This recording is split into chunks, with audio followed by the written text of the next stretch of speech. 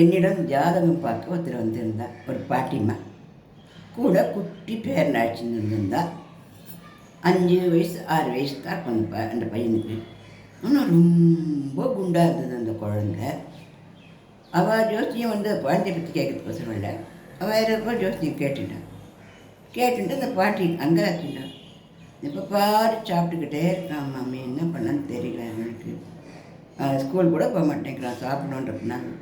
உடம்போ கற்றுண்டே போது, டாக்டர்லாம் ஆகாரத்தை குறைக்கணுங்கிறான் அப்படின்னு வருத்தப்பட்டேன். நான் என்ன பண்ணேன், 2-3 டம்ளர் குட்டி இந்த அளவு டம்ளரில் தண்ணி எடுத்துன்னு வந்தேன். எதுக்கு மாமி, அவன் தண்ணி கேட்கலையே அப்படின்னு.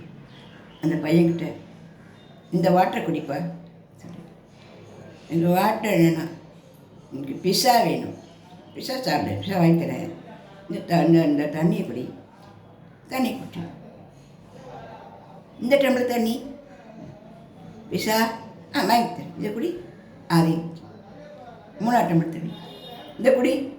அப்படியே பாட்டி மட்டும்தான் மம்மி அவங்க ஒரே தண்ணியெலாம் குடிதான் இருக்குங்க சரிங்க அப்படின்னு 3 டம்ளர் தண்ணி அப்படின்ட்டு. குழந்தை தானே ஒரே சமயத்தை 3 டம்ளர் தண்ணி குடிக்க முடியுமா? என்னடா என்ன பண்ணுறது கேட்டேன். வாமிட் வரும் போல இருக்கு அட்டி, வாமிட் வரும் போல இருக்குல்ல. ஏன்னா உன்னோட தொப்பைக்குள்ளே 3 டம்ளர் தண்ணிக்கு இடம் இல்லை, அதெல்லாம் வாந்தி வருது இல்லை. புரிதாண்டா, பீஸா, சமோசா, வாழைப்பழம், பிஸ்கெட்டு அப்படின்னு மேலே சாப்பிட்டுட்டே இருந்தால் தொப்பையில் இடமே இருக்காது. அப்புறம் உனக்கு என்ன வரும் அப்படின்னு கேட்குறேன். வாமிட் வரும் அப்படின்ட்டு.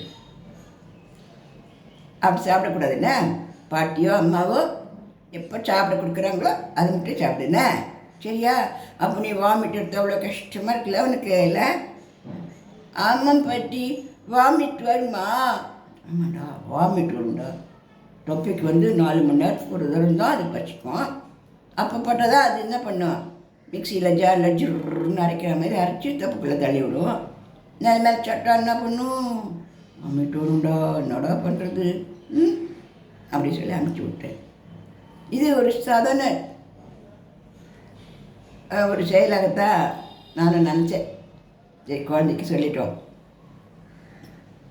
அது கொஞ்சம் இந்த தண்ணி சாப்பிட்றது நினச்சிட்டு கொஞ்சம் சாப்பிட குறைச்சி சாப்பிடணும் அப்படின்னு நினச்சா, சும்மாவே அந்த குழந்த சாப்பிட்டுக்கிட்டே இருக்கிற அந்த பழக்கத்தை நிறுத்திட்டு பாட்டியோ அம்மாவோ கொடுக்கும் பொழுதே மட்டும் அது சமத்தா சாப்பிட்டு. அடுத்த முறை ஒரு 4-6 மாதம் கழித்து அவள் இந்த பேரனோட வரைச்ச நார்மலாக இருந்தது அந்த குழந்தை. அது குண்டாக இருந்ததே காணும். இன்னும் இறச்சி போயிட்டானே கேட்டேன். அதான் நீங்கள் சொன்னீங்களே, அதுலேருந்து அவன் நானும் அம்மா கொடுத்தா மட்டும் தான் சாப்பிடுவான், அவனும் எடுத்து சாப்பிட மாட்டான், கேட்டு சாப்பிட மாட்டான், சமத்தா இருக்கான் அப்படின்னு.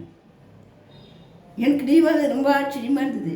நான் அந்த குழந்தைகிட்ட நிஜமாகவே மாறிக்கும் அப்படின்னு நான் நினைக்கவே இல்லை. சாப்பிட்டுட்டே இருக்கு குழந்தை போய் என்ன நம்ம சொல்கிறோம் அப்படின்னு நினச்சிண்டா. குழந்தைகள் எல்லாத்தையுமே கவனிக்கிறதுகள். குழந்தைகள் சொல்கிறபடி சொன்னால் அந்த குழந்தைகள் ரொம்ப நன்னா தன்னை மாற்றிக்கிறதுகள்.